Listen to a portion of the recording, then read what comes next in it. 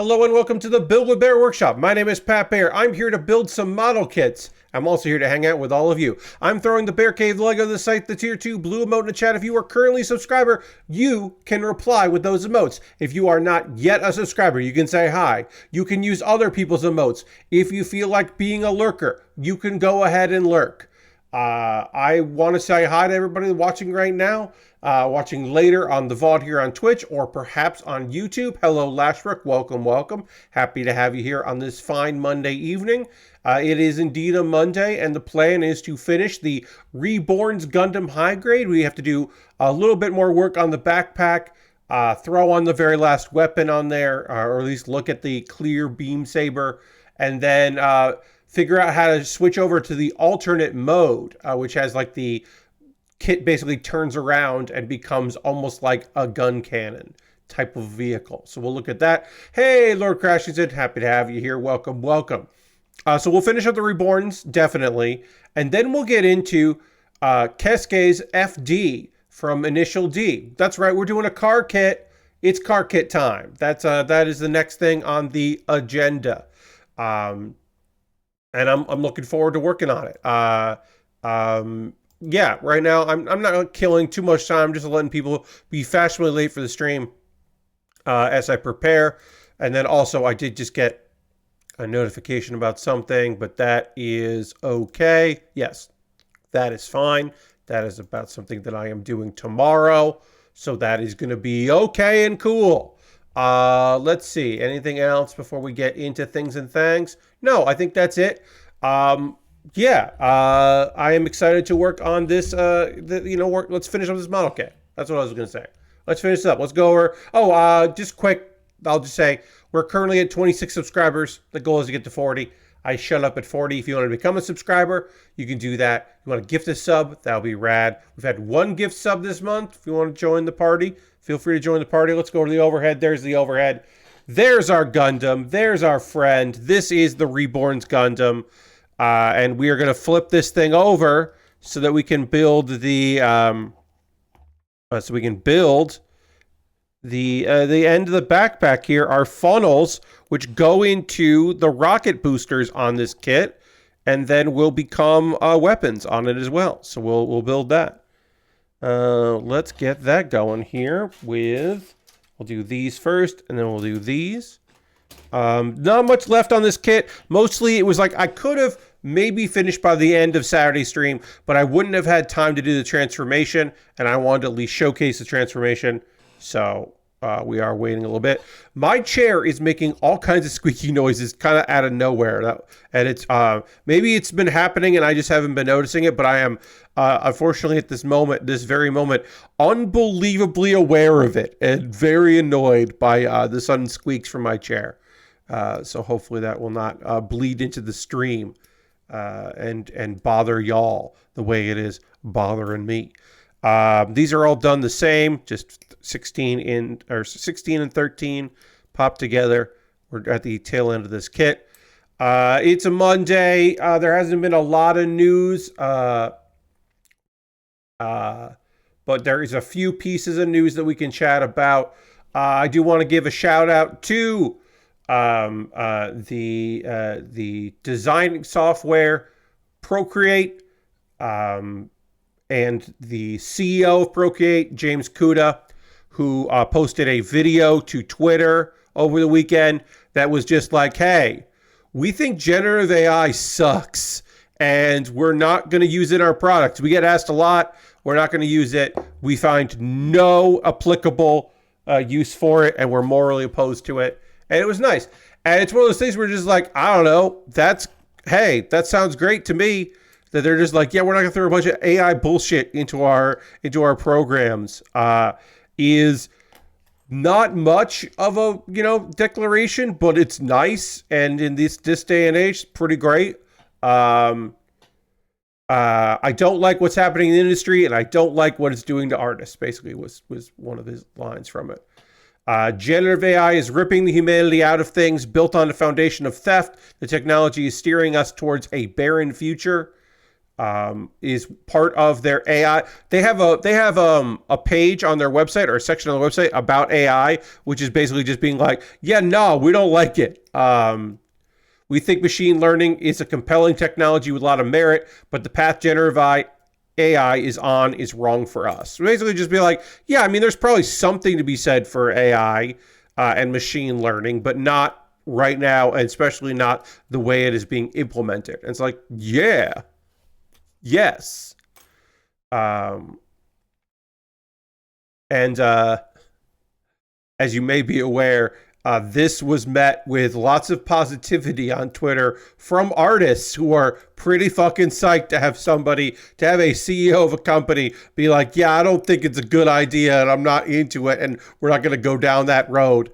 And just be like, oh, thank fucking God. Because guess what? Artists are getting hit everywhere. They're getting hit by programs that are unnecessarily adding that stuff and saying, oh, also, perhaps your past work will be used for models without your consent because you automatically are giving consent because we update our terms of service and we didn't tell you, all the way to the places you upload being like, well, we need to index to, I don't remember which site. It wasn't ArtStation. I can't remember which one it was, but one of the fairly popular European upload sites basically was trying to make it against their terms of service to use a piece of software that would layer in some stuff that you and I wouldn't be able to notice, but machine learning scrapers would hate. Basically, it's some sort of watermark that kind of fucks with it. And this one website, again, I apologize that I do not remember, but this one website was like trying to make that against their terms of service because they want to sell what people have uploaded to companies. And so they certainly don't want people to circumvent that or make it difficult. Let's see. Yeah. You may remember that Clip Studio, which is another app that a lot of people really like, and another illustration app people really like, had plans to introduce some image generating features using AI, and then the backlash was so great that they were like, we're pausing our plans. Which generally when people say we're pausing, that means we're going to try to let this die down and sneak it in, and hopefully you won't get mad the second or third or fourth time we try to do it, because our shareholders definitely want us to do that. That's usually what it means, but we'll see. And you also remember that Wacom, the tablet makers, had a whole thing where some of the art for an ad was clearly AI generated, and they were like, "Oh, we hired a third party, and we apologize for not doing our due diligence." It's like, yeah, sure you did, okay, but you won't name this third party, and you won't say you're going to stop working with them. Mistakes happen, quote unquote. Sure. All right, we'll panel line this and then just clean it up at the end here.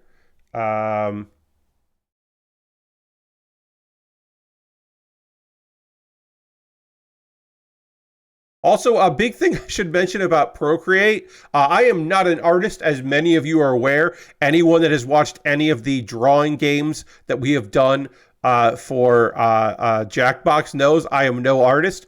I didn't realize that Procreate was so fucking cheap.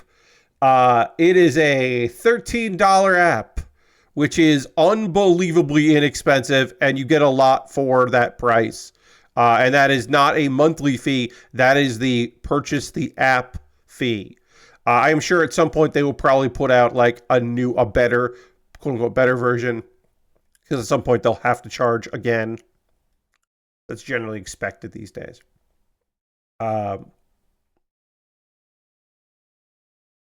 But yeah, I think that's pretty great.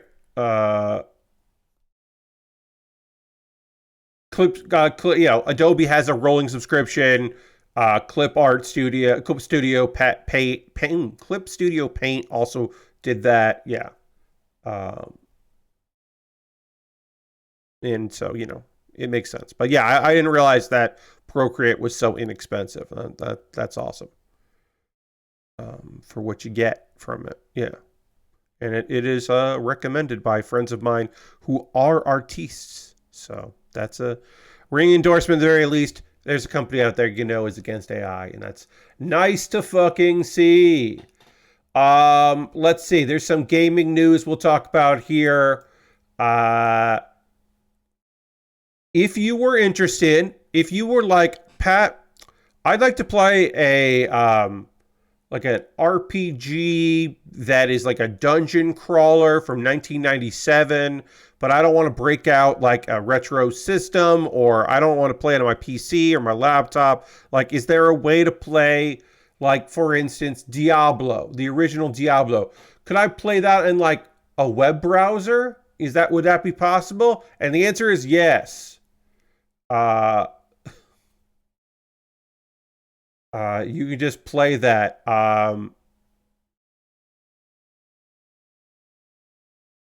Now, the thing is that I don't know for sure if this is cool or not. But yeah, if you want to go to there's a GitHub page here. This is the shareware version. Now the real question is, should you? I think Diablo 1 fucking whips. I mean, is Diablo 2 a better game? Yes. Lashbrook, Diablo 2 is a better game. But is playing the shareware version of Diablo on a web browser a cool idea? I think it is. I would say Google it, because there's not the link is to a GitHub. It's a web-based port of the game using Diablo's original source code, which was reconstructed by some people. That you can find that on GitHub. So here's the thing.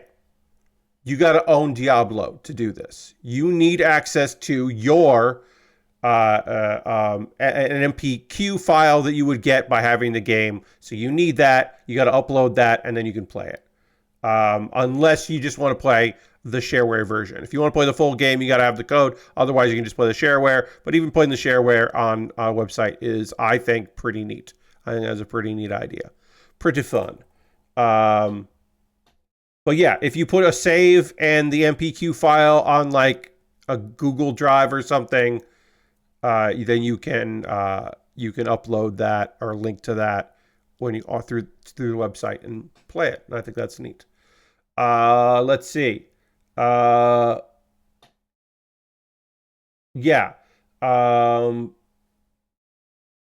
Yeah, if you search Diablo Web, it should come up. It's a GitHub repository. And I think that's pretty neat. Let's see.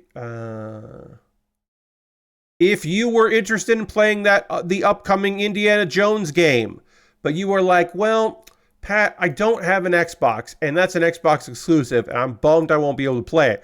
Well, it's a timed exclusive, and people knew that it's going to be, it's coming to Game Pass. It's going to be on Xbox this fall, and according to reports, it's coming to PlayStation 5 sooner than originally expected. Let me see if I can find this here. We don't know when it's coming out, but we're expecting the end of the year. And then a couple insider people have said basically next summer it'll be out on PlayStation 5. So if you don't have a PlayStation 5, or sorry, you don't have an Xbox, you only have PlayStation 5, it seems like, again, according to the report, that you could do that. Speaking of playing a game that was an exclusive and now is not, Final Fantasy 16 will be on PC soon and has a demo. That was a PS5 exclusive, and it will be out on PC in September. And there is a demo out there if you are looking to play that game. That demo is on Steam and Epic, so you don't have to go with one or the other. If you're one of those folks that says, oh, I don't want to play this on this thing if it's on that store, it is on Steam and Epic. And you can play it either place if you're interested.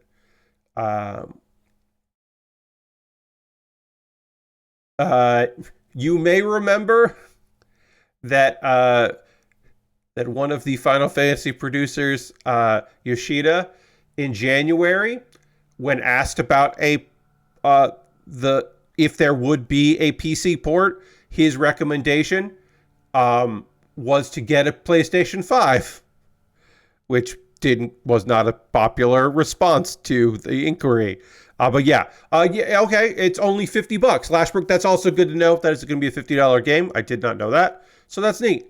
But yeah, that was January 2023. They're like, buy a PlayStation 5 if you want to play this game, and now it's apparently gonna come out. It definitely is. Yeah, $50. And then the complete edition is $70. So if you just want the game because you're like, I don't fucking know, I haven't played a Final Fantasy in a while. Maybe I want to play Final Fantasy 16. Maybe I don't. You can get that version. If you're like, I'm in, and I know I'm in, and I want Echoes of the Fallen and the Rising Tide, which are the DLCs, then spend $70 and get that DLC. And it's like, yeah, all right, that sounds good.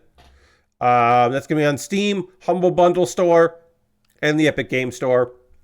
And you can pre-order, which again, don't pre-order things. It's just better to not pre-order. And there's no word if it's going to be on Xbox right now. This is all we know. But they did say, the same person that 3 years or 2 years ago, or a year and a half ago, I should say, year and a half ago, was like, buy PlayStation 5, is now saying, yeah, we're thinking about other consoles. We'll see what happens after we do the PC version. Okay. So yeah. I don't know. I thought that was kind of neat.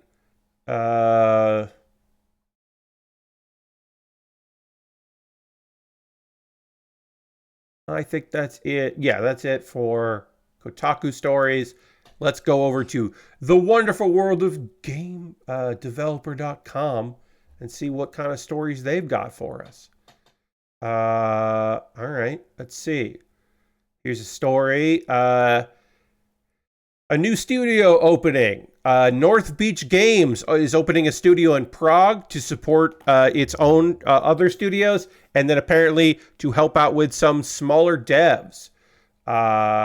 There's, North Beach publisher North Beach Games is opening a studio there, and they want to help some third-party studios of theirs. That they want to they want to publish to help some of the process go along there, which I think sounds pretty good. And yeah, it means that they're going to be opening up a new studio, and that sounds, I don't know, it sounds pretty cool. Good luck to them, is what I say. We'll see what happens.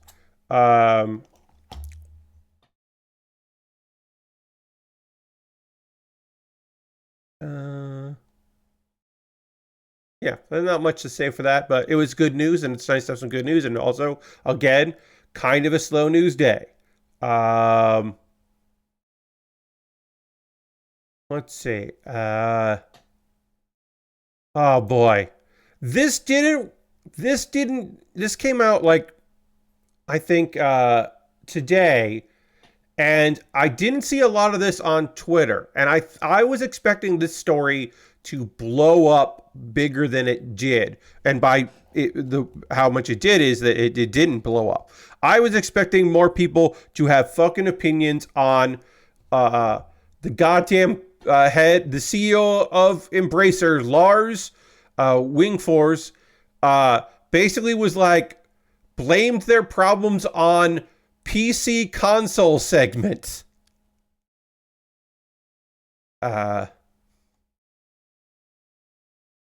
Outlining why Embracer has stopped providing hard guidance each quarter. There's some lumpiness within Embracer's PC console business that prevents it from looking too far into the future. So basically, like, their thing is like, oh, the reason we're not doing too great is because of all of our game business. Most of their business. Because Asmodee, the people that make tabletop games, the company that was incredibly successful before they were purchased and has been left alone, the Embracer product that they least embrace, they're doing great. They're still printing money. And the mobile business is doing good. The PC console guy is the bad guy because it's a bit volatile, which is just like, oh, and also things are going to get better because they restructured. And by restructured, I have fucking course mean laid off so many people and have sold several of the studios. Things are looking better because it's just one of those things you're like, no, Lars, pretty sure your ridiculous spending and you're taking out so many loans and your inability to manage all these people. And then when you purchased and acquired companies, the companies that you acquired, you didn't lay anybody off in the very beginning and you had redundancies because you thought you would be printing money. And then you fucking definitely didn't print money. Like I said, I assumed that this shit was going to take off more and more people would have fucking things to say about this shit. But apparently that is not the case. It slipped through the cracks. Saber Interactive and Gearbox have been de-invested, sold off. A bunch of layoffs, project cancellation, studio closings. But yeah, they're like, oh, one of the reasons why our numbers are rocky is because Kingdom Come Deliverance 2 is going to be delayed until February of next year. And it's like, yeah, one game is getting delayed. That's really going to rock the boat with your giant corporation of many, many companies and rival studios.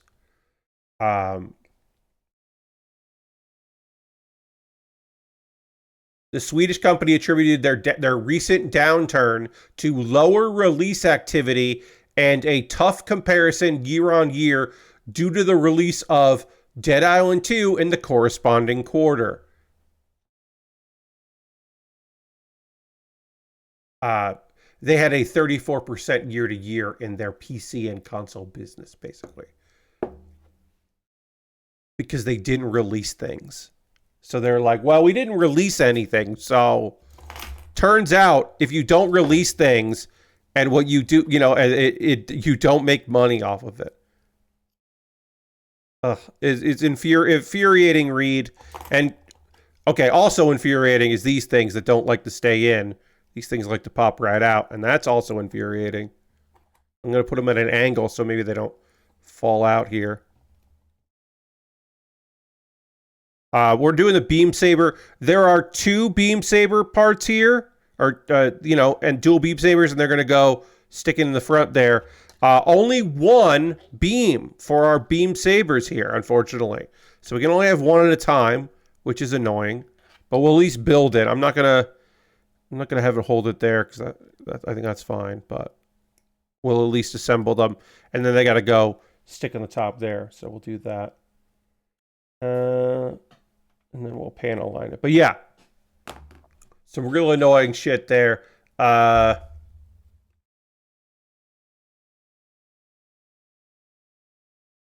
They still think they're going to be able to release some games this year is like the final thought.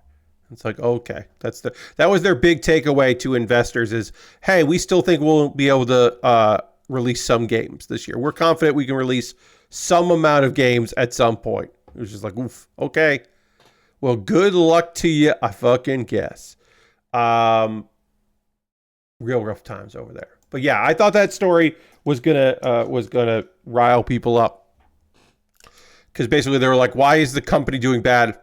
The response was, we're just not making money off the majority of our company. Like, oh, okay. Sure. Cool. I hadn't heard this kind of stuff before. It was interesting. There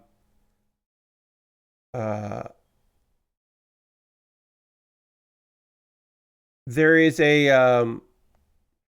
this is not the biggest story in the world. It didn't seem like it was a big story, but we're starting to hear more and more about developers having trouble releasing a port for Xbox. Of course, you may remember that there was some issues because there are 2 different SKUs and trying to make it work for both has been kind of a troublesome thing. And you may remember Larian had some issues with Baldur's Gate 3 because of the S console, the X console being fine, but and the requirements that people have been told, and then Xbox being like, we can waive that, if we need to, and all that, and them being a little unresponsive there. It sounds like their team that works with indie studios and ports is really frustrating a lot of people. ID at Xbox apparently is giving some issues because Bling Game, an indie developer, they have a game called Hack, Haak, and they have apparently been trying for a year and a half to get the Xbox port in the proper shape to release it, and they have decided to, unfortunately, abandon that plan, and they're not going to release it. And apparently in the Partner Center, Microsoft's Partner Center, there are a lot of bugs. And it was, quote unquote, a nightmare. Maybe those layoffs thinned out their teams. I mean, Lord Crashes did. Again, they've been trying to do it for apparently 14 months. And those layoffs were certainly not within that, in that window. But yeah, it doesn't seem like it is a amount of staff. It is that they are unresponsive. And I'm sure having less staff makes that harder. But yeah, no, this seems to be an issue that layoffs can't be the sole reason for. They said it claimed that MPC's bugs stopped it from registering an account, that further issues from the support system made requesting help impossible, and they were informed ID at Xbox about their issue, but they were powerless to help them. And apparently, the people at ID at Xbox can't, their job is to do contracts and to offer that kind of publishing support, but not the technical logistical support that they were having an issue with. And that's outside of the scope of their responsibility, because it's just like a micro. Basically, their back end sucks, and that's not a thing that a guy. The Hack team apparently disbanded earlier this year and stopped working on ports to Xbox, PlayStation. The result, says Lord Crashington. Yeah, it sounds like part of that is because they couldn't get the port to work. That's what it sounds like anyway.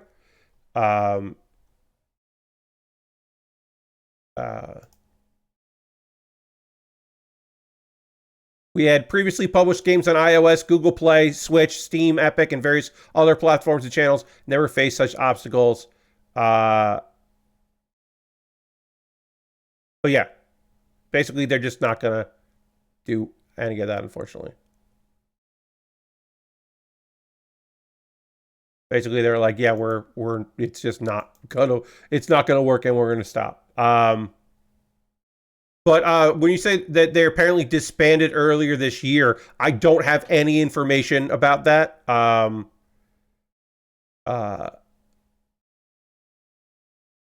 that part. But yeah, basically they're like, yeah, it's not coming to Xbox. You're not going to be able to do it.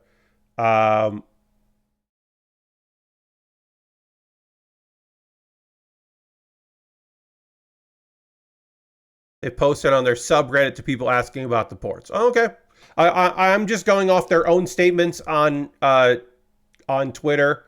But apparently they have been trying for months to just reach someone to get that working, and apparently didn't work out. And yeah, I mean, they went a very long time in between posts on Twitter, which, that happens. And they put out a secondary statement, apparently saying, hey, we're not going to fucking put our game out on Xbox. Weirdly enough, got Microsoft to respond. I should say, this is the only beam saber we get. We get one clear beam saber, even though there should be two. That's fine. That's okay. I'll save that.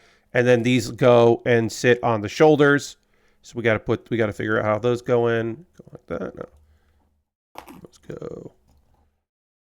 Ooh, I'm going to say right now, really hate how these things just fucking fall right off. Really not a big fan of that.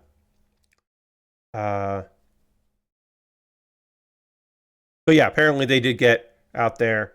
Yeah.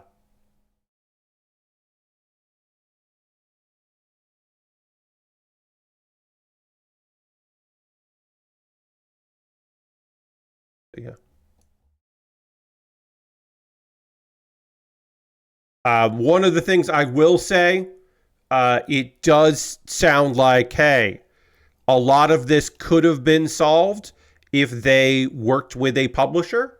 Now, should they have to do that? No, because you should be able to do, a studio should be able to self-publish themselves. They don't work with any studio. They did releases, they did ports themselves. But the fact that they didn't have a publisher collaborating with them that could then, try to grease the wheels to make this happen, or, well, here are the a publisher might know, hey, here are some of the workarounds that we found in our things. Here's the person you email with this problem. Oh, you email this person with that problem, that kind of stuff. But again, should they have to do that? No, because Microsoft is supposedly tries to make that something that people can just do, without having to go through a publisher, which also costs money, I don't think a publisher would do that work for free. Is going to be my particular opinion on that. But yeah, it's a shitty situation, certainly. Again, I haven't read their Reddit because I don't go on that website, so I haven't seen that issue at all as well, or if there are other issues preventing them from making it happen. But yeah, certainly shitty. And if it makes it so that other developers are willing to talk about it, that sounds great. Hey, this kit is fun, and these just keep fucking falling off, and it's really annoying. There is no... That's just really fucking frustrating. Like, I wouldn't want to... I would not display this kit. There's just no way I would display this because these just fall out. They are supposed to be held by friction, and they are clearly not being held by friction. Like, it just doesn't want to sit in there. That is frustrating. You can see them there. I pose it like that. We will do the transformation. The kit itself looks super rad. Just another spicy. I agree. I think this kit looks awesome. Now, could I throw some blue tack in there? I can probably throw some blue tack in there. I don't know if that's going to help, but I will throw a little blue tack on there, and we'll see if that helps it a bit. I don't want to do liquid cement because you don't necessarily need to have these out the whole time. I also don't know if they stay exactly where they're supposed to be for the transformation, the other mode. I think they do. But I'll just throw a little bit of blue tack in here just to kind of ease it up. We'll just throw a little bit on here and see if that is enough. Just a little extra. Let's see if that just makes it hold it a little bit better. What are these red things for? These are the weapons for the transformation. These are fins that would be, fly out and are guns. And then also you would be able to, see, then you can just fucking see it all there. So that's not going to help me out. That's not going to do the job. But also, yeah, these will be able to come out and shoot stuff. But then also for the second mode, these are, when I call it a gun cannon, that's because the second mode is basically like the reverse of this kit, and these are all guns on the front. So it is a gun cannon style thing. All right, that's too much. Let's do...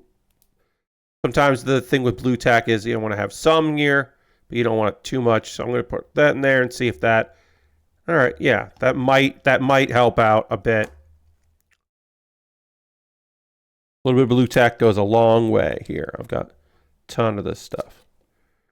Let's see if that will just help kind of nudge it. This might do the job. All right, that seems to help it some. Okay, now we can do the transformation. Put that aside. And then we'll get the transformation going so that we can show off the other part of this. That's not where I want. Let's see. Okay.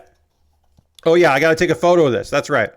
I want to take a photo and then we will show the transformation process. Let's get this going here. Oh, come on. Okay. Go. And then take it off. It's this little stand here. This stand came with some kind of Build Divers kit at some point, and it's probably like not a great stand for like long term, but for this kind of posing for photographs, I think it's totally fine. So I always kind of keep it around. It doesn't take up much space, and like, you can always pop this piece out, and then, oh, come on, like that, and then collapse it together. And then you just do like that, and then boom. Doesn't take up much room at all. Nice to have for that. There we go. Okay, so we want to take this off here, and then we open up the shield. And take that off, open that up. Oh no, I want to put that on. It says, okay, you want to put that on there. Yeah. We'll take this off here to start. We'll take this off. We want to take the hands off because we're going to have new hands. So we can take these old hands off here. Pop this out. Okay. Oh yeah, that did unfortunately pop out. These are definitely going to pop out as I'm transforming this kit. So we can take the hand off there. Put these aside. Got to do the transformation here. Okay, so from the front, we're going to push the head down here. We are going to these out like that. Push the head down. Down there. Okay. Push the head down. Put that. All right. And then I'm going to put these up. That. And then pop the head up a bit here, because we got the back head. This kid has a back head. Got a front head and a back head, and it's got these goddamn things. Jesus fucking Christ. There we go. Okay, like that. These fold down. Yep. Trying to push the head up without it falling over here. Oh. That goes like that. Then the back head goes up here. Okay. And then, all right, I've got to do the arm parts here. We're looking from the back. We want to turn this around. Okay. Turn the arms around. That's why these arms are complicated. So we can do some stuff like that. And then arc like that. And then turn the whole thing around. I think I did this right, but we'll find out. That.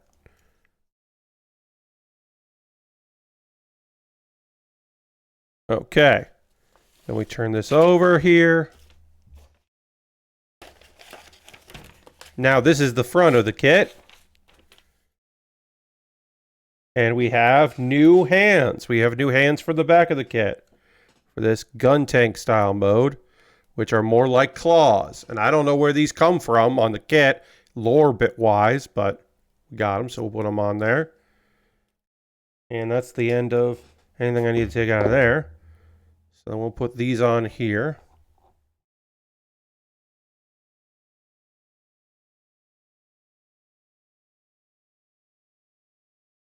And these don't want to fit into there. So that's fun. Why don't they want to work? Because they don't.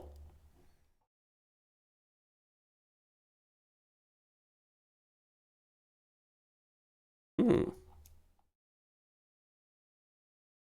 Oh, this is supposed to turn. Okay. Whew. All right. Okay. I didn't understand that. I was like, why isn't this working? That's because these flip over. That's part of the whole thing.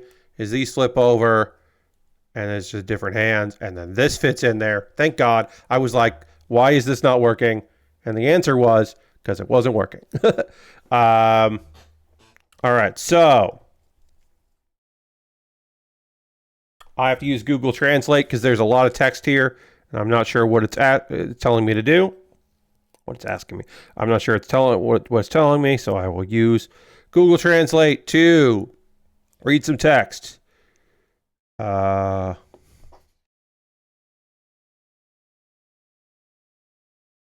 Hold here, do not move. Move both legs. Open as shown. Okay. So basically, pull these like flat. Pull these like this. So we have flat feet here. And then the sticker that I was like, oh, it's weird that I'm putting a sticker on here and then you can't see what it looks like. Well, that's because you got to do this, which opens these up. And then the sticker that I couldn't see before is revealed.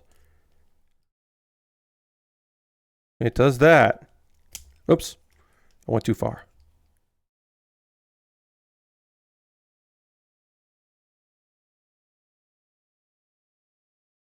This is so far like annoying, but it's still not as bad as a flight transformation, which, you know, I don't think I've ever built one where I was like, this looks cool. This flight transformation was worth all of the trouble, and it looks rad. So, you know, comparatively, still okay. And then we want to pull these up.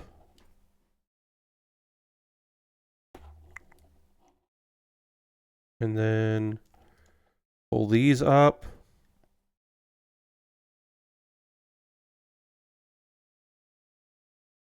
So this is showing there.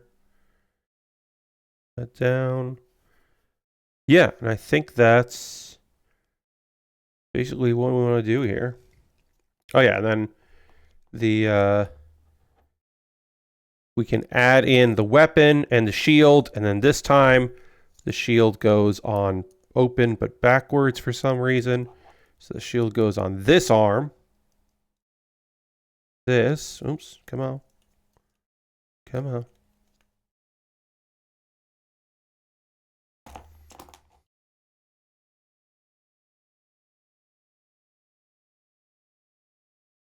I don't know if this was worth all the extra work. This transformation, it does kind of look cool, but it does, like the idea that the front head just kind of folds forward and doesn't go into the chest or anything is kind of annoying.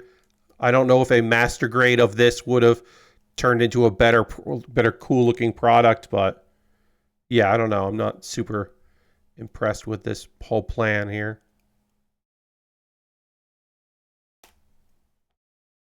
Not super into this thing. It goes like that, goes like that.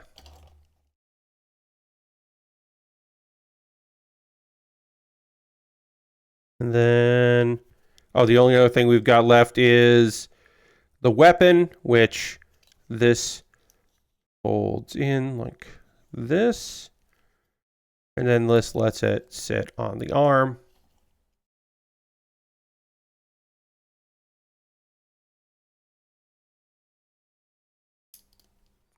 Yeah, I don't think I would do this over the regular design, but it's kind of neat that it works this way and you can do it.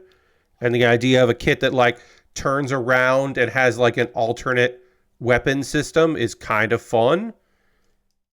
Even if I don't think the application of it is particularly strong, I think the idea of it is pretty cool.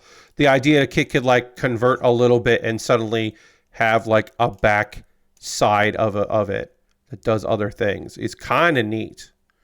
Even if I think that the results aren't as strong as they could be. It's still kind of cool.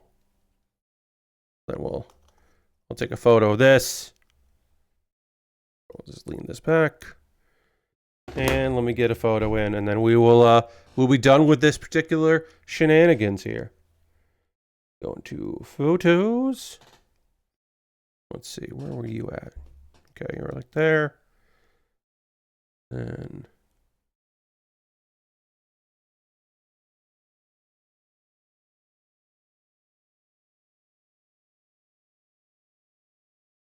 okay. And that's it for the Reborns Gundam. A kit, as I said, with like a cool idea that I don't know if it fully... I think it's maybe too ambitious for the kit that we get. But I do like the style of it. I think it turns out to be kind of neat. It's a cool color scheme.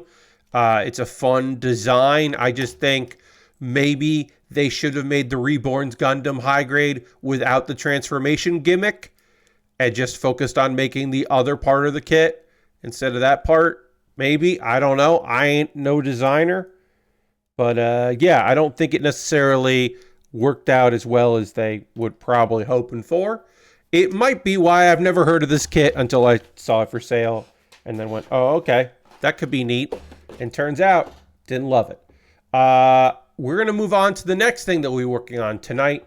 Starting tonight and then working. I don't know how long it's going to take to build this because I have never built a 132 scale car here. We are working on Keisuke's FD from Initial D. We have built this car before in a glue kit, and we have built it in a knockoff Lego kit. But we've never built it as a snap kit. It says it right there, the snap kit. Because normally, you may be aware of this, you might not be aware of this, and maybe I am telling you something that you've never experienced before. Most car kits, even car kits from anime, are glue kits. They're kits that use something like, I'm going to make sure the lid's closed here, liquid cement, like Testor's liquid cement, which I've got right here. Most kits use something like this because that's the style, because they're not, Bandai and their snap kits are a thing that came out of a certain scene and a certain style of model kit production, whereas car kits are from a different era and a different subgenre and fan group of builders, and they are more of a traditional builder for like planes and that style of model kit, planes and trains and cars. So the car kits were glue kits because that was the style of the time.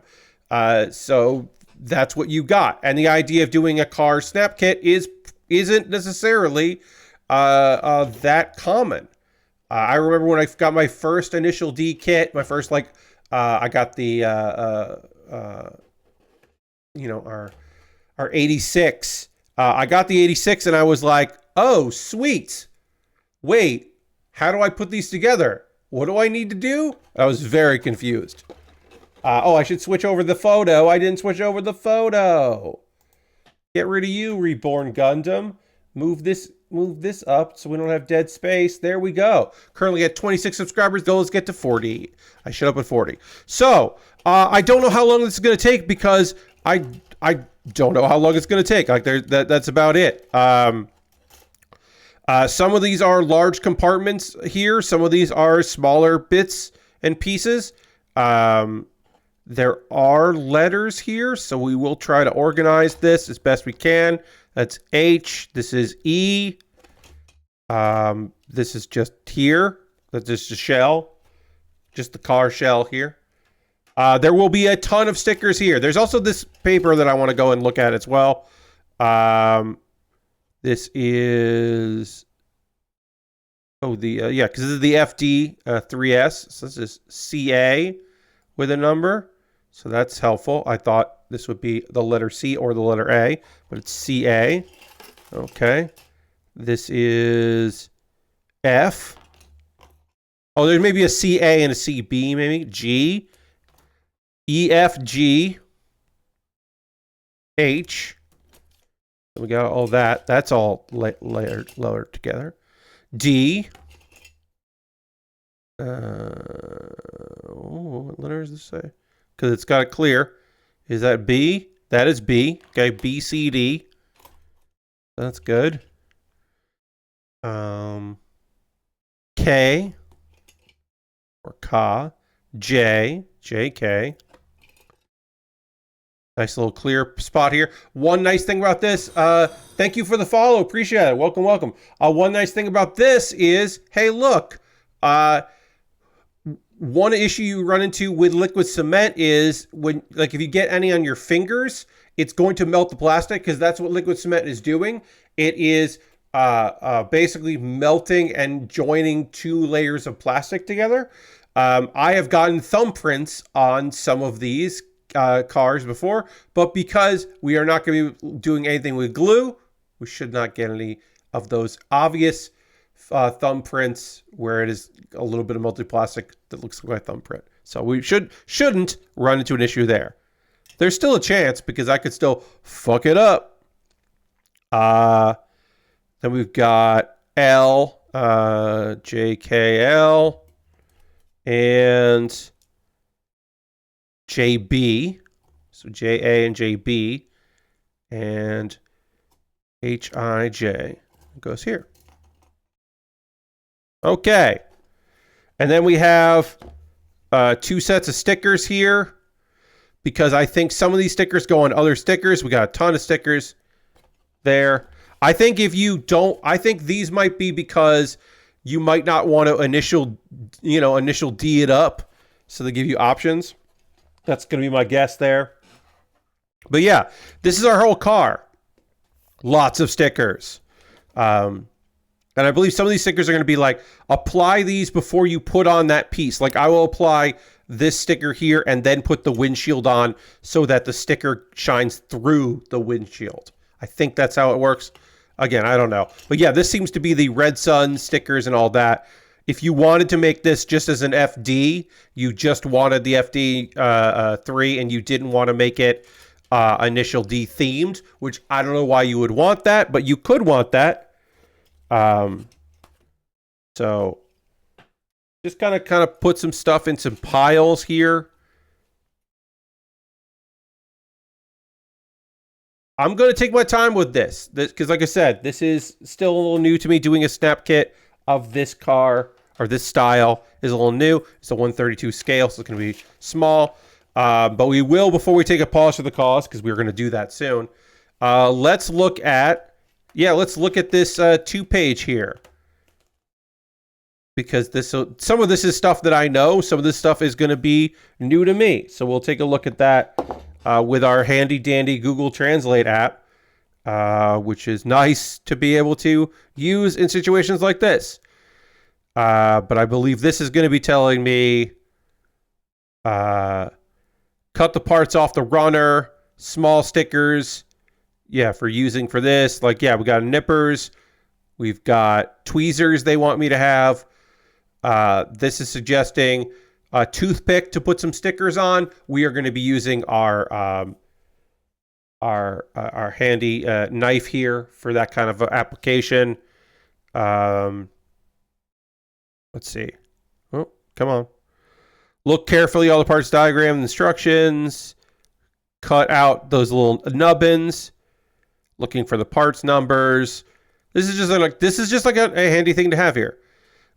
Stickers telling you which sticker to use. Look for the same number. Okay, this is information that I'm looking for here.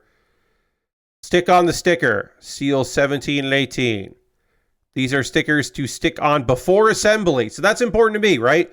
That some of these stickers they want you to do before you apply it. Before you attach part, which is good. Paste before assembly, paste from the big sticker.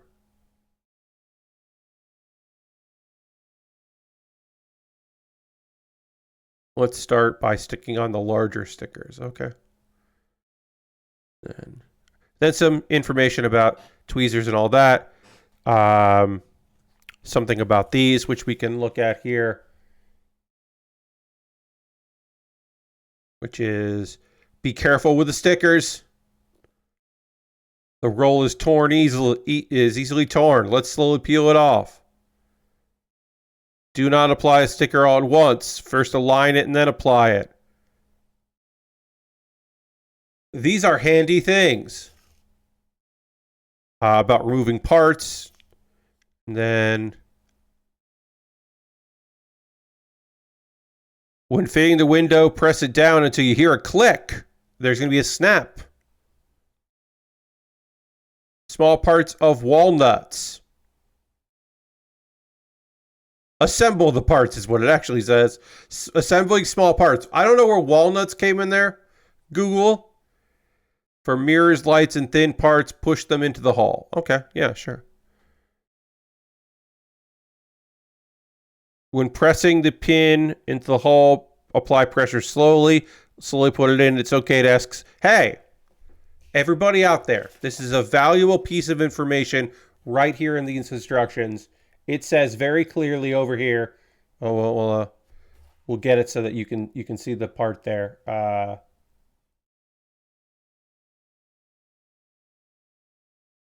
It's okay to ask. It's okay to ask someone to help you.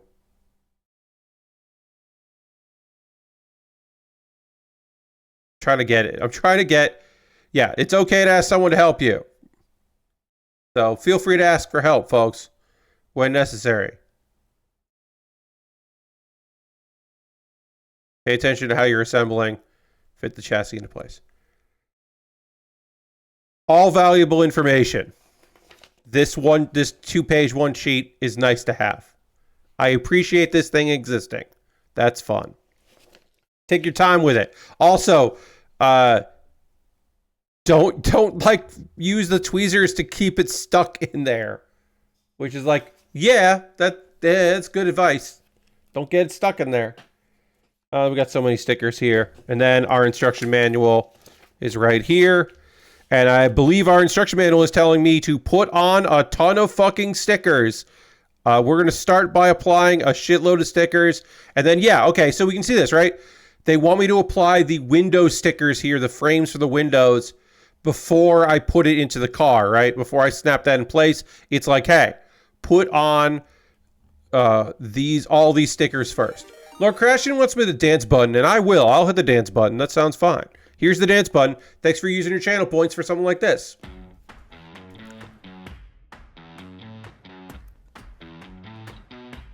Boo, boo, do, do, do, do, do, do, do, do, do, do, do, do, do. Thanks for using your channel points. Oh yeah, or like, there's going to be a sticker that goes behind the clear piece here. So we'll do that. But yeah, the first step of this kit is apply a lot of fucking stickers to the outside, because it'll be easier to apply stickers on this car before I have to shove everything in there, all the parts. So step 1, cover this piece in goddamn stickers, which we will do. We will do that. This is a fancy sticker kit. Yeah, there's a lot of stickers on here, which is nice because this is a snap kit, so it's nice to have a bunch of cool parts and stuff and cool designs that need to go on here. Looks like we will be using both sticker sheets because we will have to apply number 53, which is the some of the information about the Red Suns, which is their crew and all that. So we will have a lot of stickers to apply to this, which we will do after the pause for the cause. That is the next thing that we'll be doing. I'm literally going to leave the instructions right here because there's so much that I need to look at this as I'm going to get this car, stickered and stuff. But before I can get into sticker party, I need to talk to you about ways that you can support the channel. So we're going to do that now. Everything I'm about to tell you is optional. You don't have to do any of these things. These are optional things you could do if you wanted to support what I do here. Again, completely optional, totally okay if you don't want to do it or you can't do it. I often say because you can't, but I should also be saying because you just don't want to, and you don't have to, obviously. But if you do want to support what I do around here and let me continue to do this cool shit, you can start by throwing the Bear Cave, the Lego to the site, the tier 2 blue emote in the chat. Being a subscriber is the easiest way to support what I do here through Cash Money. I'm sorry, I have an itch and I keep scratching. Through Cash Money or your Prime Gaming token. If you have Amazon Prime link with your Twitch, you get that token. You can use it for anyone. If you want to use it for me, that sounds great, and I would love that. Consider becoming a subscriber. That's the easiest way to support what I do here, and allow me to continue to buy model kits and then build model kits, because I got to buy them before I can build them. Being a subscriber helps me out quite a bit. It helps you out too. You don't see ads during the stream. You don't get pre-roll ads. You don't have to deal with not having emotes that look like me. If you were like, Pat, it's such a bummer that I don't have an emote. Like, if I don't have 3 emotes that look like you, become a $10 patron. You get 3 emotes that look like me. Problem solved. Bits and coins always appreciated. And you could gift a sub. You could be like Lashbrook and gift a sub to a person in the community, which would be nice. Let them not see ads. That would be cool. Give them cool emotes. If you want to do that, you could do that. I believe that Apple promotion is done, or it's done late tonight, so I'm not going to talk about it, but whatever. One person took me up on that, and I appreciate it. That's more than 0. But again, subscribing, that would help me out if you want to do that. There's other ways to support me, like my Patreon at patreon.com/PatBaer. Over on Patreon, there is the $1, $3, $5, and $10 tier. There are different rewards for different tiers. Consider joining me on Patreon. I would love it if you wanted to get in on my Patreon. That would be rad. This got voted on. This kit that I'm working right now, my $10 patrons were like, that's the next thing you're working on, Pat. We've decided we want you to work on that next. Not this other, not anything else. Work on this next. And I said, oh yeah? Well, don't mind if I fucking do. I will build this next. And that's how we're here, because that's what got voted on. I also have a YouTube channel. I don't know if you know this, but I'm one of those people that has a YouTube channel. And over on my YouTube, if you want to subscribe, that's free, and I would encourage you to. If you want to become a member over there on YouTube, consider doing that as well. That's just alone for $2 a month over there, and you get my Wednesday videos on Tuesday. So tomorrow, you will get another recommended anime for my Kuma Baer series. You'll get that tomorrow, and you won't have to wait till Wednesday like everybody else. You'll find out the other cozy slice of life, the chillest of chill slice of life that I'm recommending this month. It's one you may not have heard of, and so I think you should watch that video. Anyway, those are monthly ways to support me. If you want to do a one-time donation to my Ko-Fi or my PayPal, you could do that. Direct donations are always appreciated as well. Everything I make through direct donations through YouTube, which includes AdSense, so watching my videos helps me out, through Patreon and through Twitch, all goes into a fund. And from that fund, I take money out to buy model kits. I saw that USA Gundam Store was having a sale, and I was like, oh, well, I've got a little bit of money from past subscribers. I'll see if what they've got going on. And this was in their sale area, and so I got it for a good price, including shipping. It was cheaper than what was on Amazon, and I picked it up. So thank you to past you for supporting present me. Now, this kit is from my backlog, and I've got a few more things. I actually don't have a lot in my backlog. I've got like a couple model kits and a couple Lego sets, but I don't have like a ton of stuff there. I gotta do some more purchasing. But what I do have is an Amazon wish list. And if you would like to jump the queue and be the next thing that and decide the next thing that I'm building, you can go to my Amazon wish list and buy something. You'll get a dedicated YouTube video. Everyone that buys something from that gets a mailbag video about the thing that they purchased. And you jump the queue. And the thing that you purchase becomes the next thing that I build when it's time for me to pick the next thing. I got Lego sets, I got model kits, I got inexpensive kits, I got very fucking expensive kits. Kits that are on sale, kits that never seem to go on sale, all kinds of different stuff. I recently added some model kits in there because I always want to add more stuff, added some more Lego sets. If you see something in there you'd like to see me put together, just go ahead and pick it up. You don't have to, of course, but if you wanted to, I've made it possible. And I always mention it because there are people who are like, I don't want to subscribe, but I do want to support you, Pat. What could I do? And it's like, well, here's an option. You could buy something if you wanted to, a one-time, if you wanted to do that.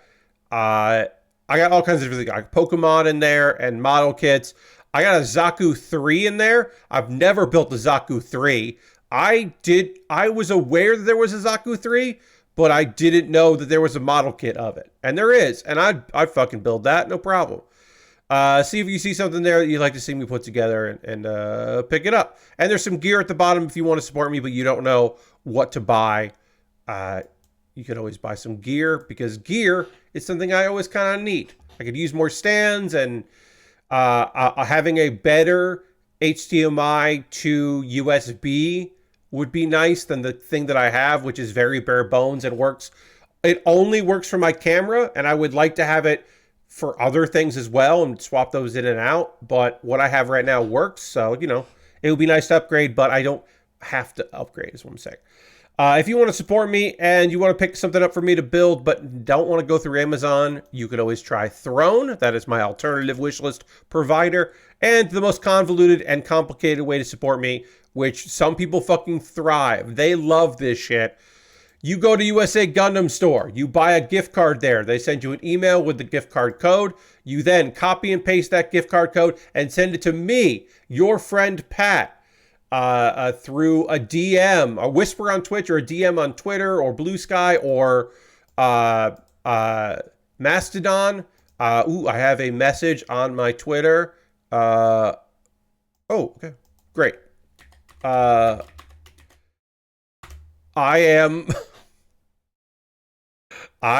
apparently, I have made a bit of, I made a quick little video, joking video today in some off time, that may be featured in an upcoming Botchamania. The tail end of the Botchamania videos, if you haven't been watching those, are usually bits that are revolving around the world of wrestling, not necessarily our in-ring mistakes. And I don't want to spoil it, but I did see a viral video that I thought would sync with a famous soundbite from the world of wrestling, and so I put those together, and it worked perfectly. And now I sent that off to Matthew, and he apparently liked it, which is rad. So that's probably going to show up in a few. Maybe it won't. Maybe it won't make the cut. But at the very least, I made it and sent it out. Anyway, that's unrelated to what I've been talking about here.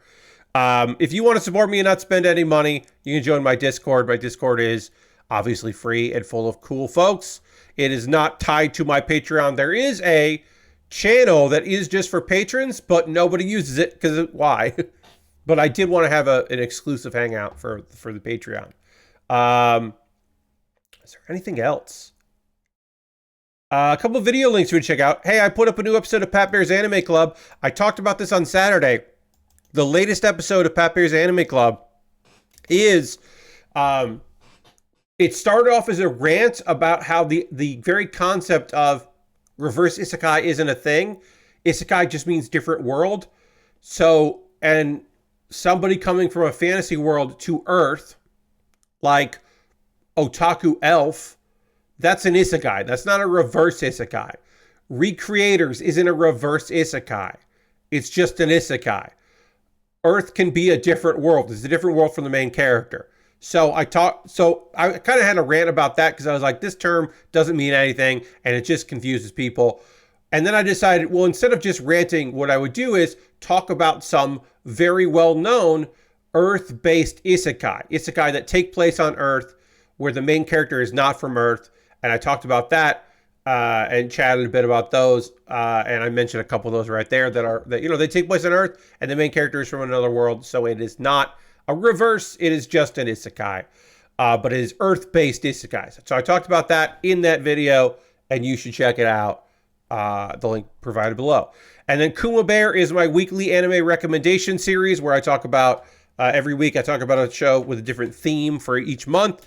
And this month is Chill Slice of Life. And so I talked about one of my favorites of all time, Azumanga Daioh, one of the funniest anime to ever exist.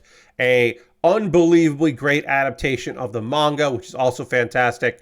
The jokes work even better today than they did when I first started watching it. So I talked about that for about a whole minute, and you can watch that video over on my YouTube. That's it for recommendations. We're going to talk about some anime here before we get into anime review time, talking about two anime. I do require to drink some water, so I am going to do that. Before I dramatically transition to the overhead camera, and I will do those things right now.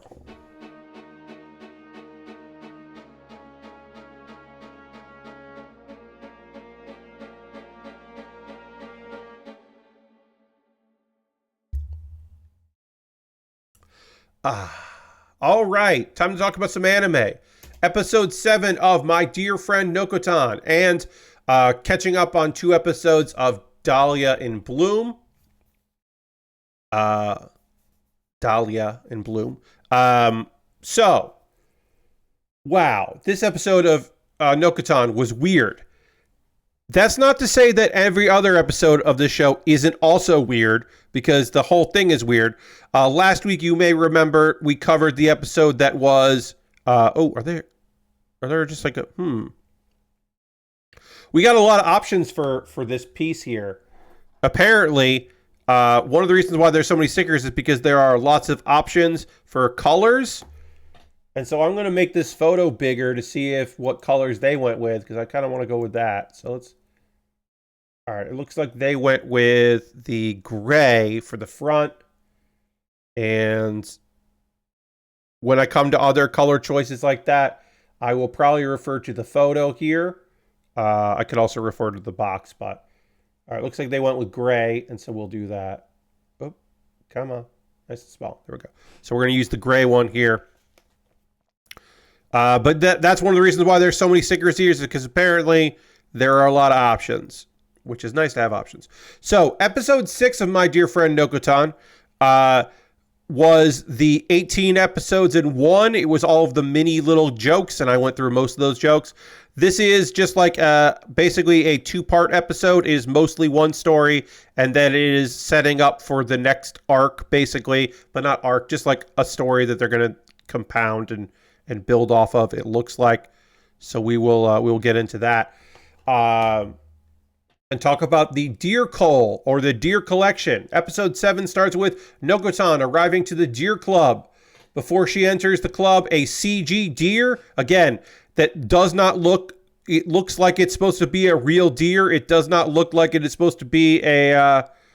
I don't know what to call the digital girls that were in the anime here. This is supposed to be like our actual deer. Shows up. We don't know if that's Sonata, the named deer that we have met previously, but a deer shows up. It has a letter, and it is apparently informing her that, hey, the Deer Coal, or the Deer Collection, is coming. Which, I'm going to tell you right now, folks, I don't fucking know what that means.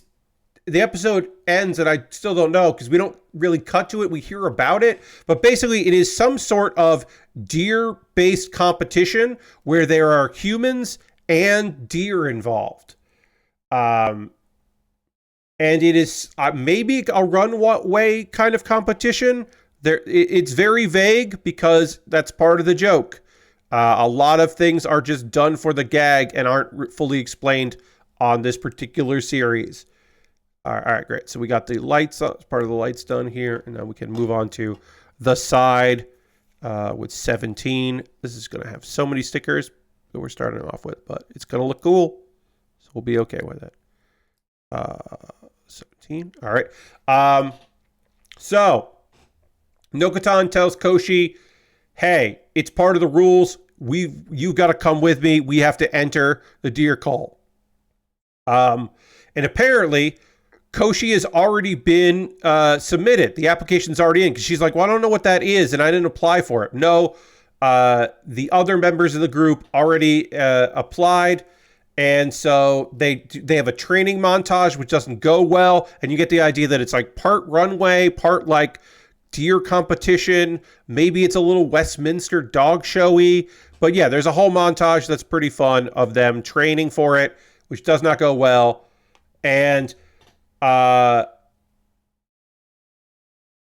Then there is a gag where Ukai, who from the student council, walks in on the training and then immediately turns and walks away.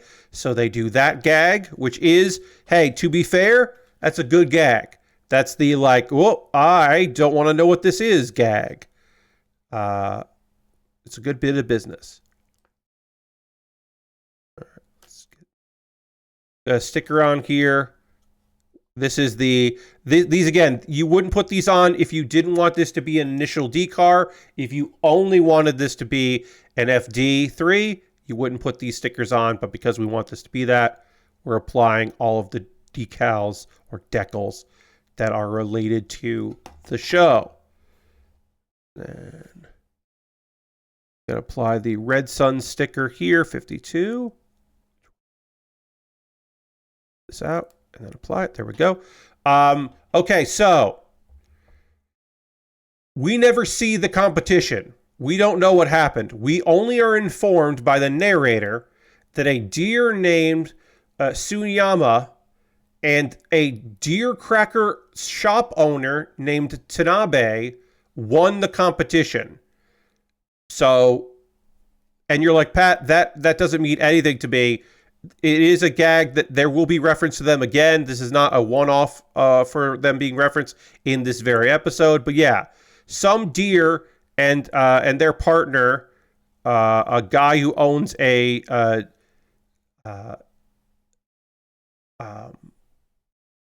deer cracker shop, won the competition.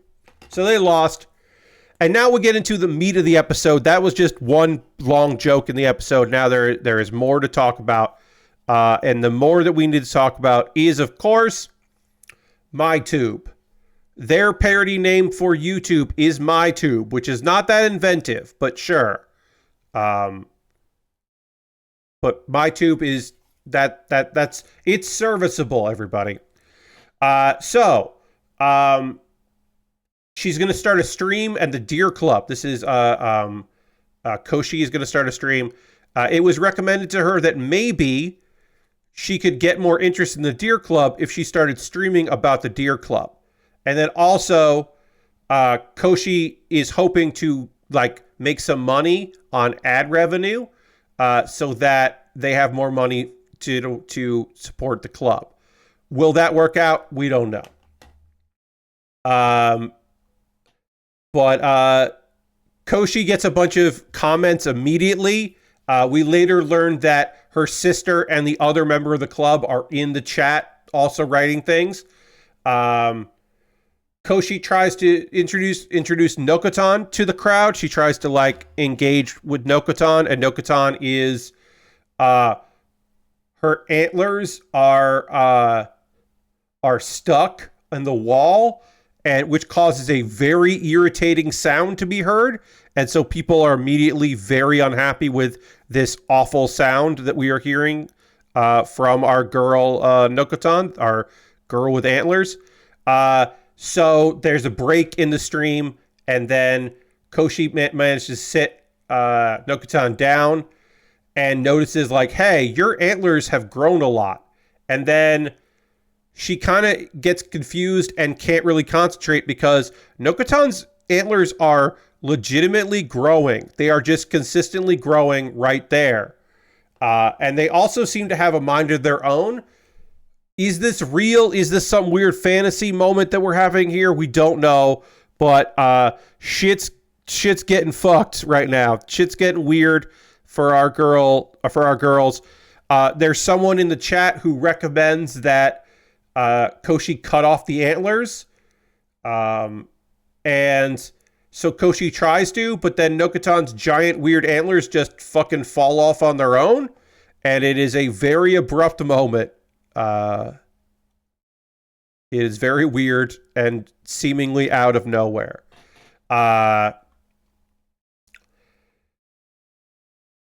So basically Koshi ends the stream and she's like, I'm never fucking doing it again. Then the narrator is like, well, you know whose streams did very well and it was a very popular streaming act?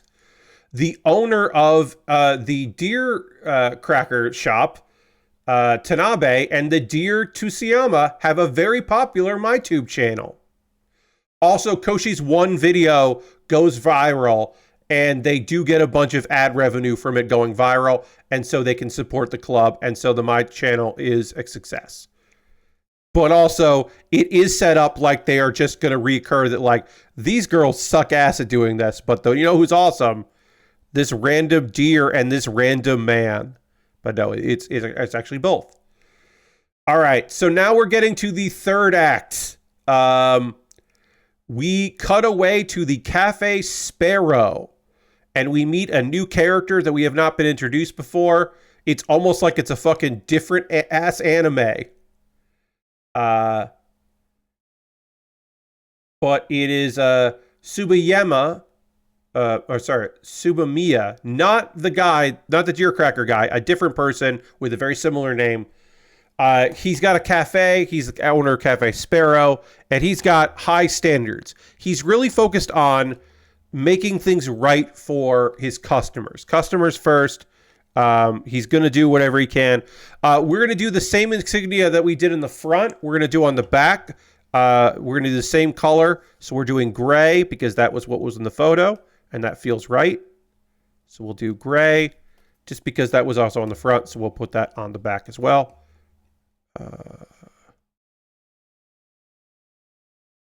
And that is not lined up right.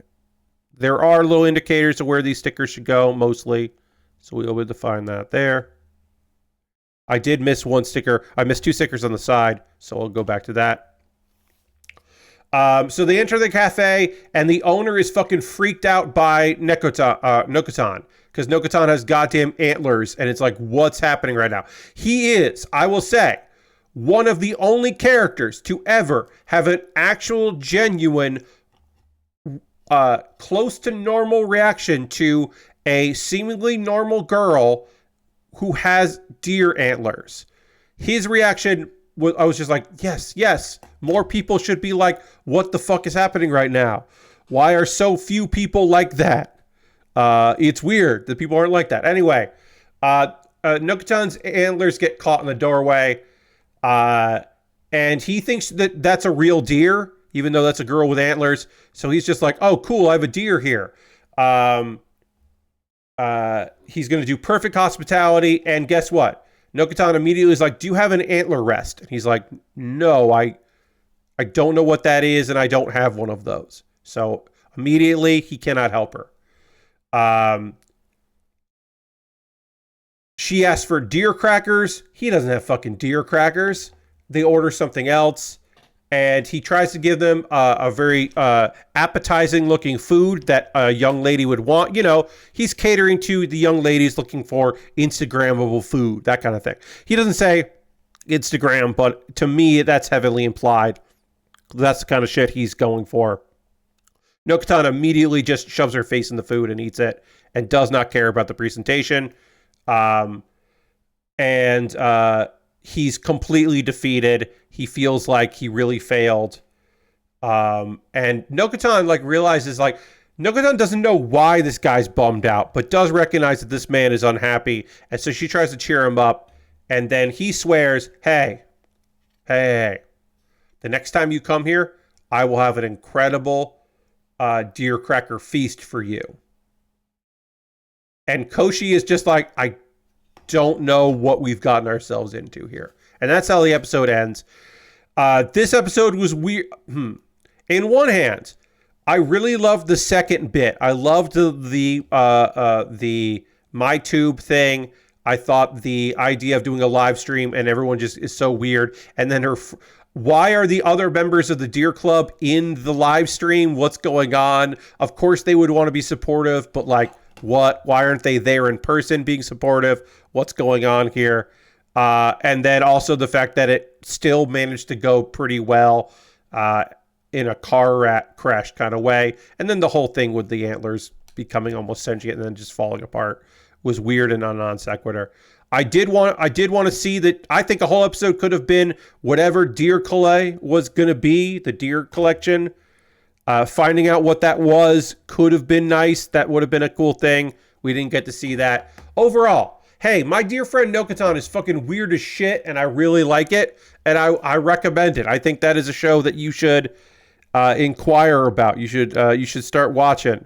That episode came out mid last week. We are at the point now, weirdly enough, where there used to be a delay where one broadcaster in Japan was getting it before streaming services were. That's over now. I don't know why that's over, but it is. So instead, we're getting they're coming out in their normal time, but I'm waiting. Okay, so I don't know what back sticker color I should use. I guess I should no, because they're all different colors. 8 and not, or that's 8. We got one sticker for 8. I guess I don't know. We did gray, so I guess we should do gray. This is our last time having to do this, I believe. So we'll do gray because that is the matching color there. But if we change our minds, we can always change our minds if we want to.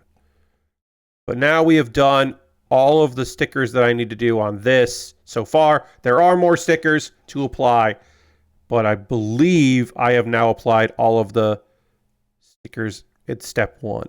Yes, I have now applied all of the step 1 stickers, so that's good. Now I want to just tell you a little bit about, I do have to now apply stickers to this before we can put these pieces on here. I do want to just quickly double check. I want to tell you a bit about Dahlia in Bloom, episode 6 and 7.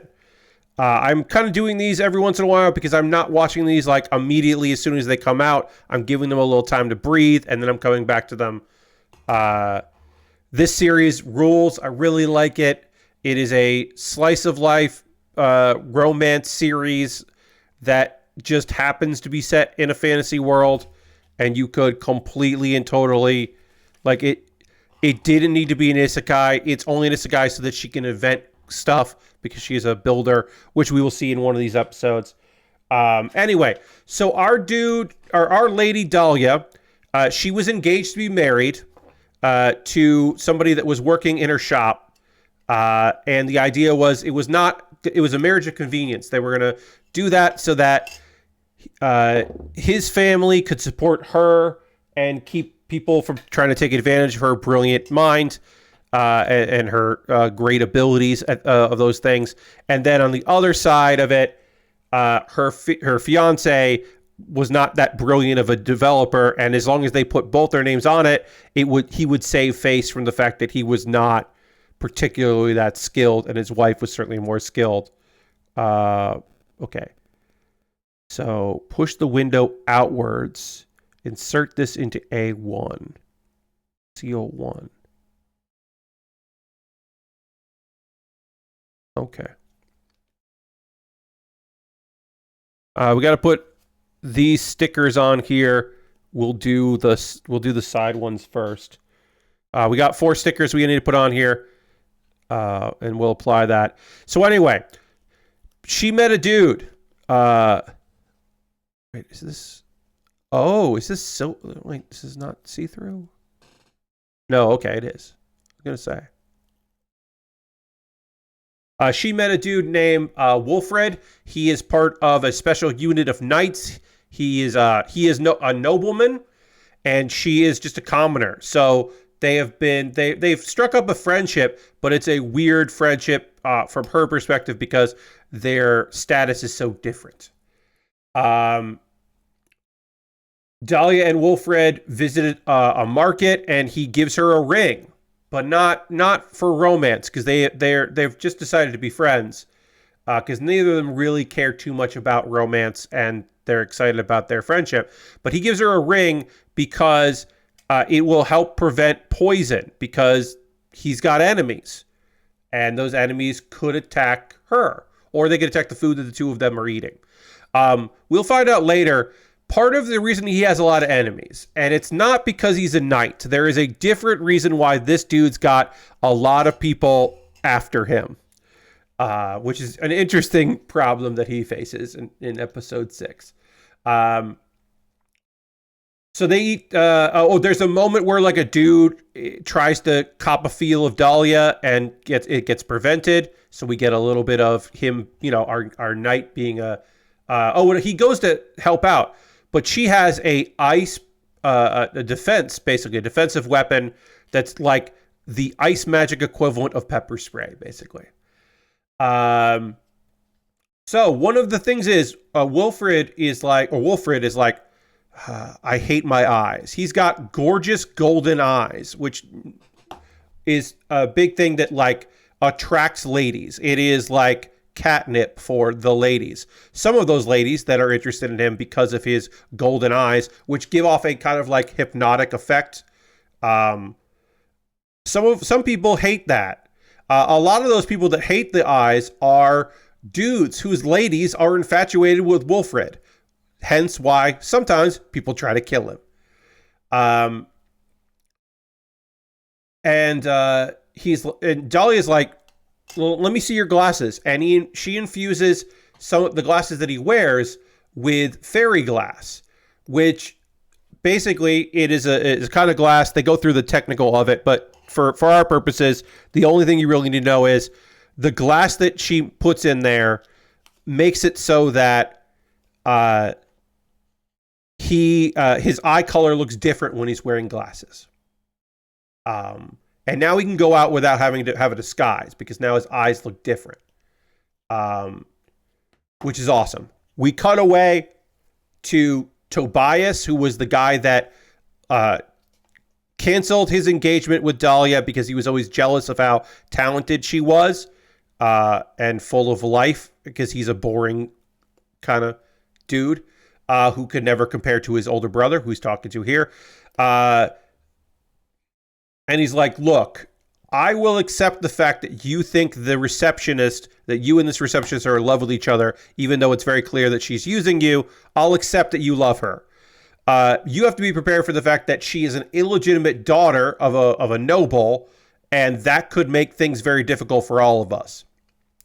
Also, the reason why our dad and Carlo, who was Dahlia's dad, wanted you two to get together is so that people wouldn't be able to take advantage of Dahlia because we could protect her. And then also you could take credit. The two of your names could be on anything that she creates, which would make you seem like more of an important guy as someone that is going to help run this business.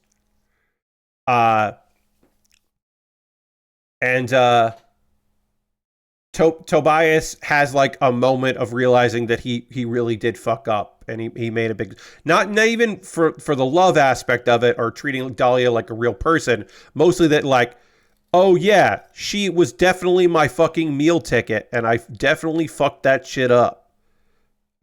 He's starting to recognize that he has probably made a huge mistake. Asshole. And then we cut back to Wolfrid, and Wolfrid is just like, look, these glasses you made are going to change my life, and you won't accept money for it, so how about this?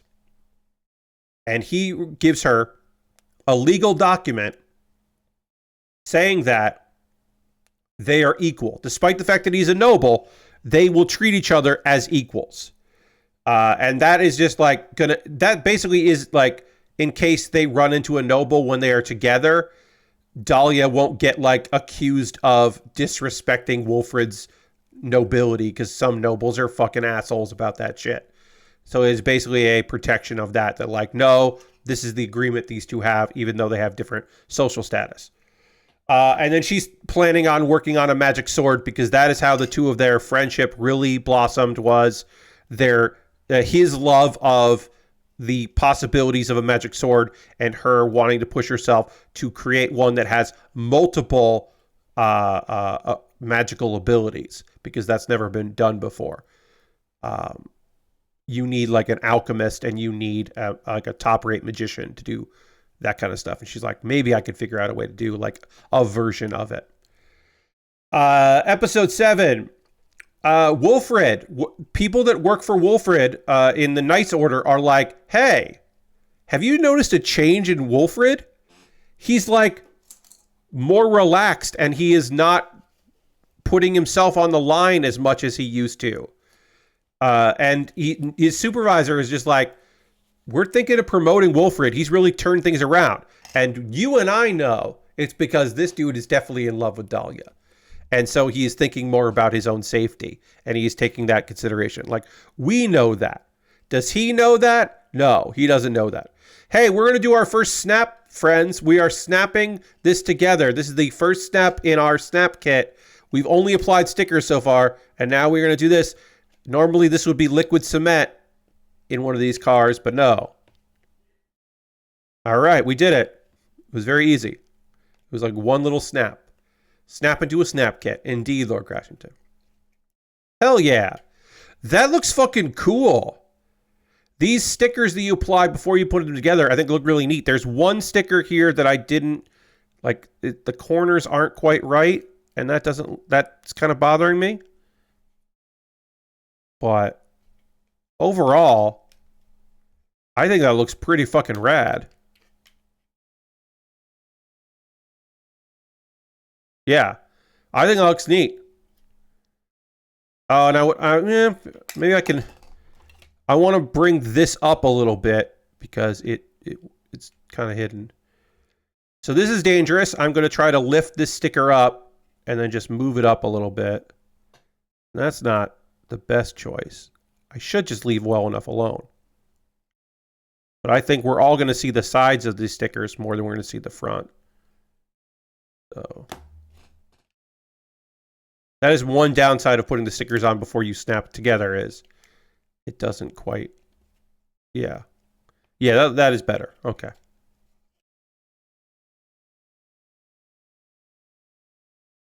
All right. Hell yeah. I think that looks really fucking neat. That's cool looking. All right. So as I start getting, we're now going to be moving on to step 2, which is we're going to assembling the front here, which will involve some stickers. And will also involve putting some lights on there. There are 2 options here. We can do the lights up or we can do just the covers. I will show you just the covers and then I will do the lights up. I think I'm going to go with the lights up, but I want to at least look at the options here of F3 and F4. But I think I'm going to go with the other option. I don't think I'm going to go with that. I think we should have the lights out because I think it's going to look way cooler. But we'll look at the options. So yeah, he's clearly in love. He brings wine glasses to her, and we start to understand the differences between the two of them. These wine glasses are the most expensive things in her house outside of some of the magic equipment that she has. What is of very little consequence to Wolfred is a big deal to her. Okay, so these are the front if the lights aren't up, and I wanted to show it because we're probably not going with that, but I did want to just show it to you, and then I'm going to try to pop these out here because we're going to go with the lights up version because I think that's going to look way better. And is there an easier way to do this? No, there's not. Let me see if I can pop them out this way. Yeah, okay, great. There is a little peg here. I can pop this in to pop those out. So, you could make it winking, says Lashberg. I could do one light up and one light covered. You're right. I could do a winking. If we were anthropomorphizing this car, we could do that. Are we going to do that? No, because we are not anthropomorphizing the car at all. So yeah, we start to see the kind of differences between them and their class differences. Dahlia is working on a fridge freezer, kind of taking the idea of the air conditioner that we saw previously that she helped inspire. But now we're looking at a difference there. Okay, but what piece is this? That's H2 with stickers 11 and 12. Okay, so H2, we need H2 and we need B3. So let's, B3 is going to be this. These are fairly small. Huh. Okay, I need B3 and B4. Put that there. This is going to be B4. Try to get these done here. And most of this episode is she's basically like, all right, well, these are very expensive. I'm going to say that this is in payment for working on your your glasses, your, changing your eye color glasses. We're going to call that, and we'll call ourselves even, because she's starting to feel a little weird about how he throws money around, because that's not a thing that she does. Oops. All right, I got to find H. For our lights here, I need H, which is J. Like that. This is H. Okay, so it's these here. All right, so these pieces here. 2 is... This is H2. And this is H3, or H1. H1 is here. Okay. And then we do need to add some stickers, so we're going to add... 11 and 12. And sticker 11. Most of this episode, again, is them working on a magic sword. Most magic swords have one ability. They have one style of magic imbued in them. And she comes up with the hypothesis, maybe, if you added magic to, like, the blade and, like, on the guard and the scabbard and the hilt, if you added like four spells, they could work together, because it would be a technicality, and that would work. And it turns out, no, the magics don't like each other, and that isn't going to work out. But that's part of the trial and error. It's them working together. They're excited to at least continue to experiment with that. It's going well. She decides she's going to try using like slimes, because she's like, well, maybe I can insulate the parts with like black powder from a slime, and that will allow things to work. Like, it's not working now, but maybe that'll work out. That's her hypothesis. Turns out it just makes it very acidic, and you can't hold it even wearing gloves. That's just not going to work. She tried. That is an experiment that has failed. She wants to dispose of it, but he's like, well, this is our first project together. This is our first collab, so we should keep it for now. Will that come up later? Yeah, yes, at some point it will. Not in this episode, but at some point it will. All right, so we're going to go with light up like this. I just think that looks so cool. I think that is a way cooler look than the alternative, which is to not have that at all.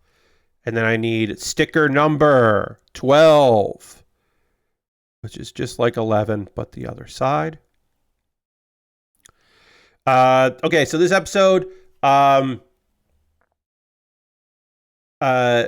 apparently Wilfred is just like, oh, hey, I gotta go. This is a yearly thing. We gotta go to the swamplands.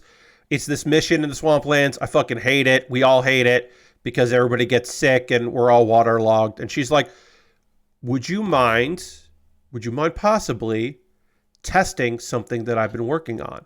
She's been working on socks that will stay dry, and also will prevent foot fungus. That's one of the reasons why they hate the swamplands, is because they can't keep anything dry, and everybody gets this like fungus on their feet. They get like athlete's foot. And he's like, yeah, all right, I will do that. I will go and try out this stuff for you. That sounds great. Because she's trying to do this, like, because you may remember previous episode, she worked on the waterproof cloaks for everybody. She actually made a raincoat, and that sold very well, and people were fucking psyched about that shit. So this is the next kind of step in that direction. Before he heads out, we meet a new character, Lady Althea, who is an old dear friend of Wilfred. She is a widow, and she has never necessarily like flirted with him because of his eye color. So they're comrades because of that, because she wasn't wooed by him. And she is definitely like everybody else is. She is convinced, oh, he's got it bad.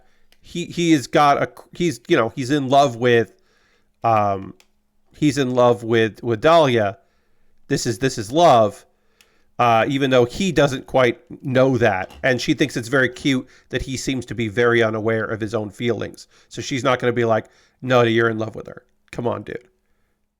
She's going to enjoy teasing him about that. Turns out, but at the end of the episode is that the socks that Wilfred is wearing are really successful, and his men, the people under him, are just like, where did you get those? And in fact, he gets summoned by a very high superior that is like, so anti-fungus socks, what's the fucking deal with that? And Wilfred, true to his nature as a puppy dog who can be a wolf, he's like, uh-oh, this is going to be very annoying for Dahlia. Like, the military is going to want her to supply stuff to them. Like, this favor I did for her is going to turn into something annoying. I will say this, folks. This is not snapping in as easy as I thought it would. I think when the whole car comes together, it'll work out. I might apply a little bit of liquid cement because this is not actually staying in place. And I don't think it's warping. I just think it's not a good seal here. So I might apply some liquid cement to kind of help this along. But we'll see. We'll see when we get it all together how this works. We can right now, while we're here, we got a few minutes left in the stream, and I want to hear from you, friends. What are you watching right now? What are you playing? What are you into?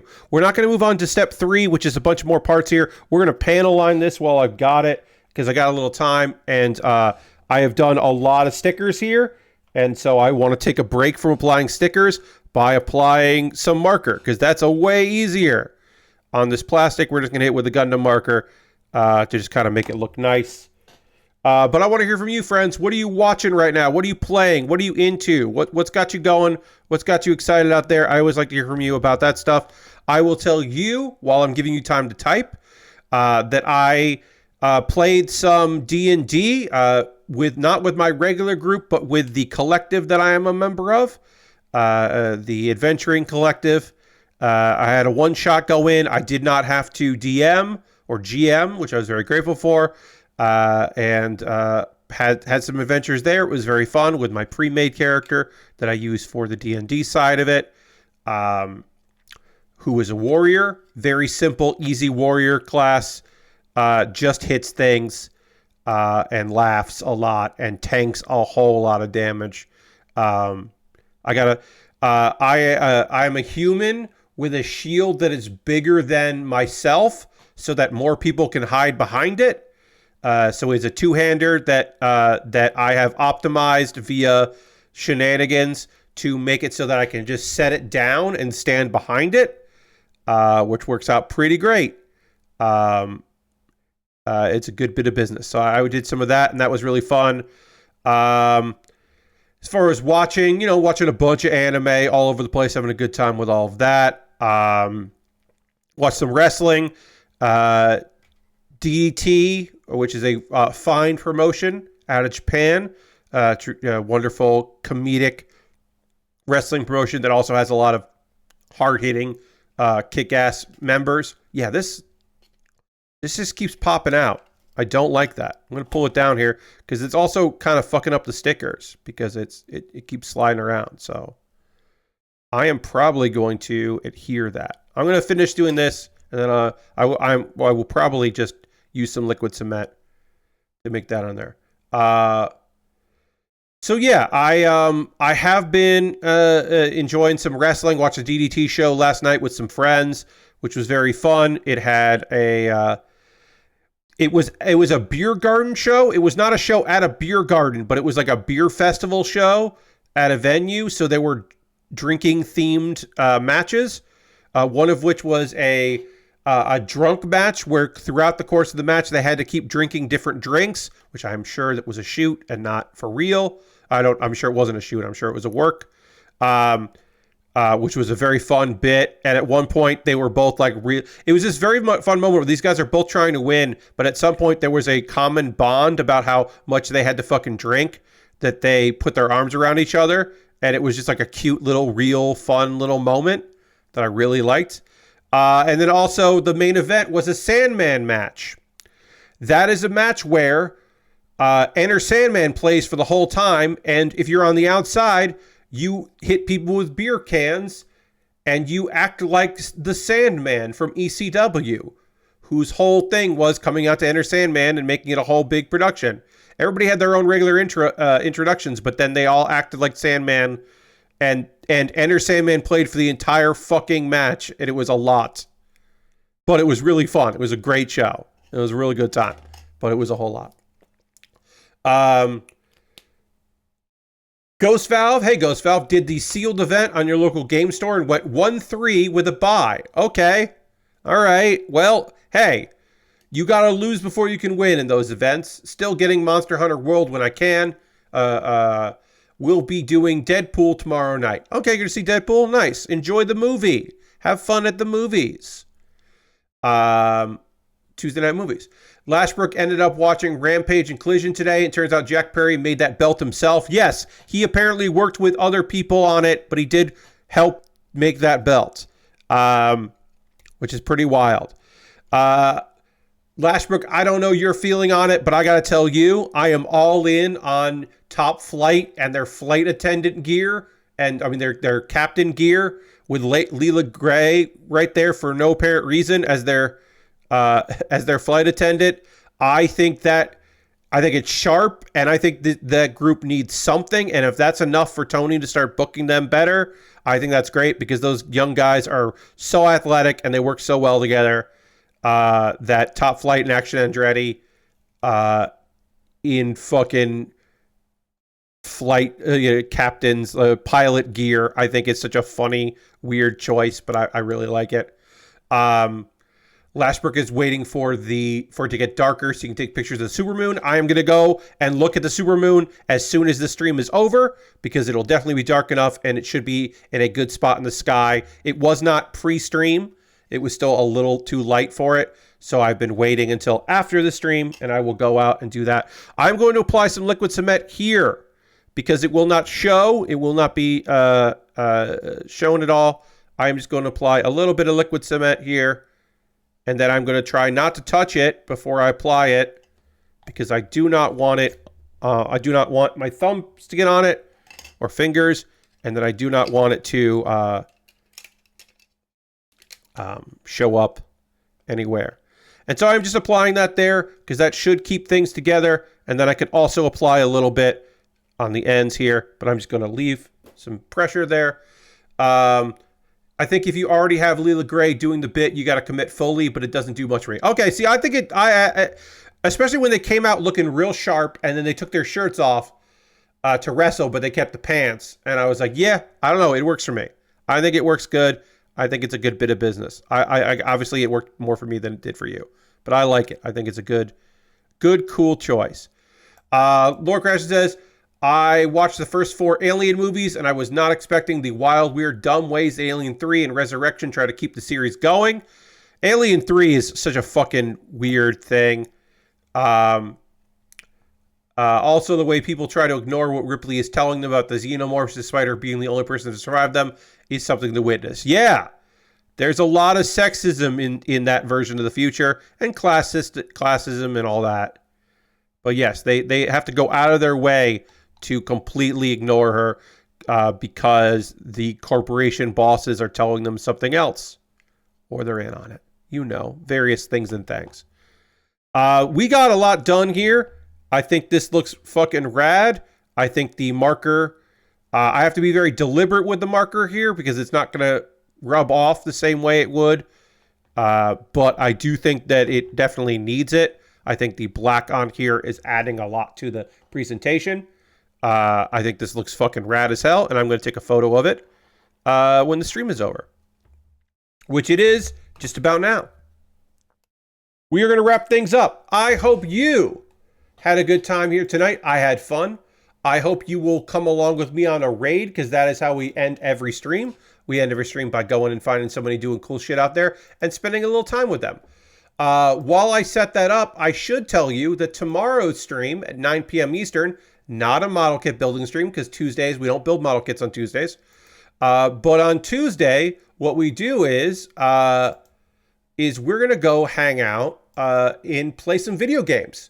I have 2 games that I'm going to be trying out, and I want you to come and hang out with me as I try both of those.